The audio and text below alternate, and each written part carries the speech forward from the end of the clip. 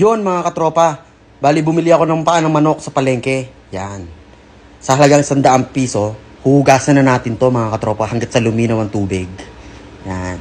Siya nga pala, inspired tayo kay Tito Otits. At pasensya na rin sa lababo ko. Masyado maraming hugasin. Yan. Pagkatapos natin hugasan ng paa ng manok, timplahan natin yan ng asin, paminta, para sa ating pampalasa. Isalang na natin yan mga tropa para lumambot ang ating paa ng manok. Habang pinakukuluan natin ang paa ng manok, hiniwa ko na rin ang ating mga aromatics pampalasa. At syempre, naghalo na rin ako ng breading. Harina, tinimplahan ko ito ng iodized salt, paminta, at hinalo-halo ko lang. Pagkatapos ko haluin ng harina, syempre, gawin na natin ng sizzling tahong. Syempre, ng butter. Tapos, lalagyan natin ng mga panggisa, sibuyas, bawang, at halu-haluin lang natin yan.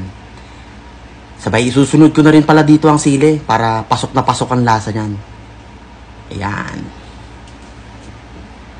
At syempre, nagisa na natin ang ating mga aromatics. Ilagay na natin tong tahong. Halu-haluin natin yan hanggat sa kumapit ang lasa. Ayan, sige, halo lang. Tapos, titimplahan natin yan ng oyster sauce. Halu-haluin hanggat sa pumasok ang lasa sa tahong. Paborito ng lahat yan, mga katropa. Lagyan natin ng paminta. Tapos asin para sa lasa. Tapos halu-haluin mo lang ulit. Tuloy-tuloy sa halo mga katropa para pasok na pasok ang lasa. Nilagyan ko rin pala ito mga katropa ng Pure Foods Sizzling Sisig.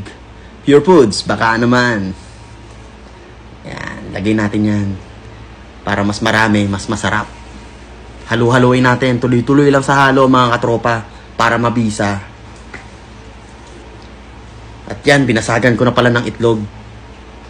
Yan, halu-haluin natin yan. At ito na nga, malapit na maluto ang sisig. Ayan mga katropa, malapit na ito maluto. Pasensya na nga pala mga katropa, wala akong sizzling plate eh. Kaya dito na lang. Ayan, plating tayo. Lagay ko na lahat sa pinggan. Tapos, lalagyan ko ito ng sili at kalamansi para mas mabisa. Yan.